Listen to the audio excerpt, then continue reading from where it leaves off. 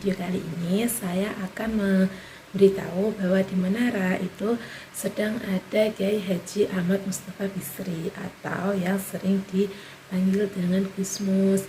Nah, berikut Maidul Hasanah dari Gusmus.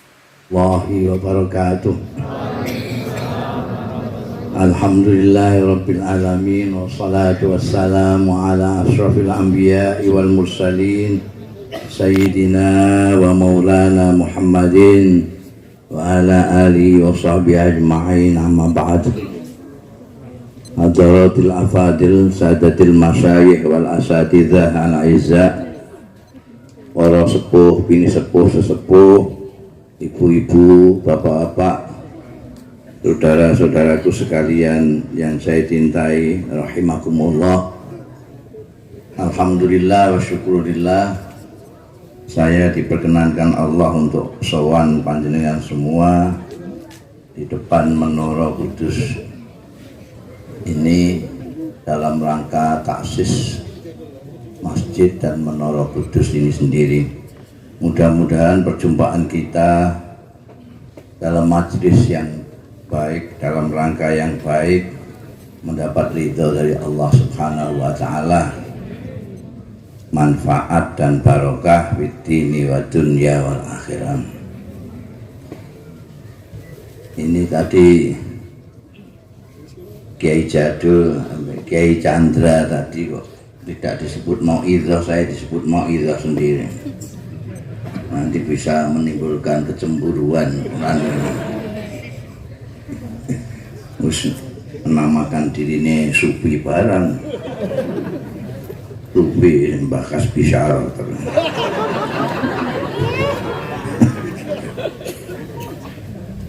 Jadi apa namanya, saya itu menganggap menara ini suatu bangunan yang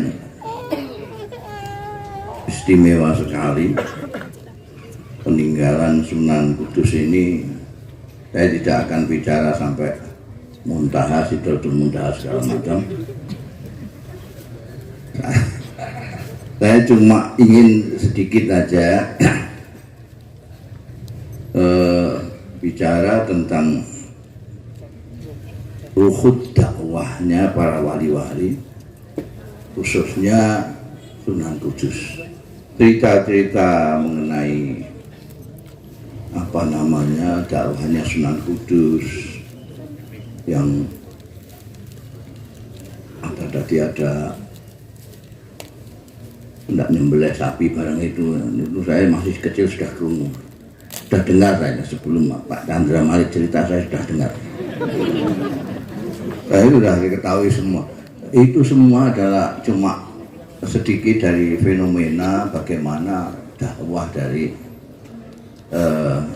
Kanjeng Sunan. Apa yang disebutkan, apa disampaikan oleh Mas Jadul tadi, mengingatkan bahwa sebetulnya iman itu anugerah. Itu meskipun itu benar, tapi banyak yang tidak tahu bahwa itu benar. Banyak orang, bahkan ustadz-ustadz yang tidak tahu bahwa itu benar, bahwa iman itu anugerah, bukan proses dari keahlian seseorang manusia dengan akal pikiran yang hebat lalu menjadi iman, bukan karena kedekatan dengan leluhur atau kejauhan dari kubur itu yang menyebabkan orang menjadi iman. Tidak, sebab semuanya karena anugerah. Kalau tidak karena anugerah, maka tidak mungkin orang rupanya kayak begini ini iman. Ini saja saya tadi kan salaman pakai sikut kan potongannya kayak nulari gitu loh. Tapi dia beriman. Ini kan kalau dipikir secara nalar, bagaimana? Ini orang Solo. Solo itu baru-baru saja ini orang masuk Islam itu baru saja orang Solo itu. Banyak yang mu'alaf, ya, orang Solo itu. Dia disebut negara merahan, ya, karena santrinya ya santri abangan. Ya. Ini bagaimana sampai menjelaskan orang seperti ini kok iman? Nanti Mas Jalil supaya nyuruh dia mabuk di sini, baca puisi, mulai nambah kilo sampai. Orang seperti ini sampai bayangkan menjadi pengikutnya Rasulullah Sallallahu Alaihi Wasallam. Rasulullah orangnya yang bersih, rambutnya ya panjang tapi tidak sepanjang ini, hanya segini ya Nabi itu. Gini. Orangnya bersih, putih kemerah-merahan. Ini kulitnya sawo blosok.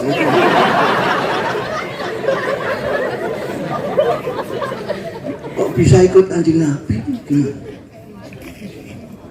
Apalagi kalau kita pikir ada orang yang sangat dekat dari Rasulullah, dekat sekali.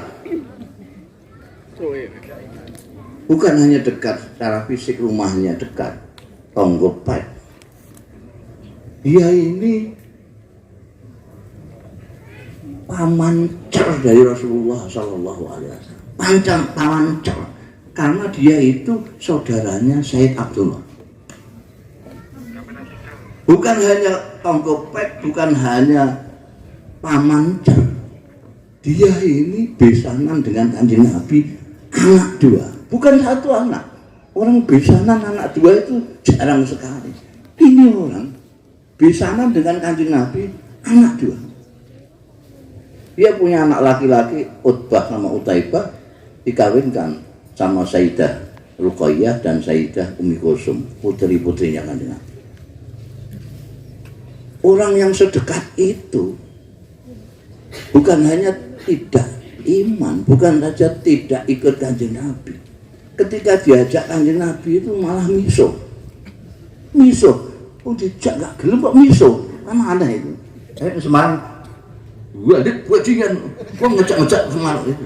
Itu kan gimana? Itu kan ini orang diajak Kanjeng Nabi itu miso. Pakai aneh, celeng. Saya hafal semua pisuan Gus. Ya. Itu.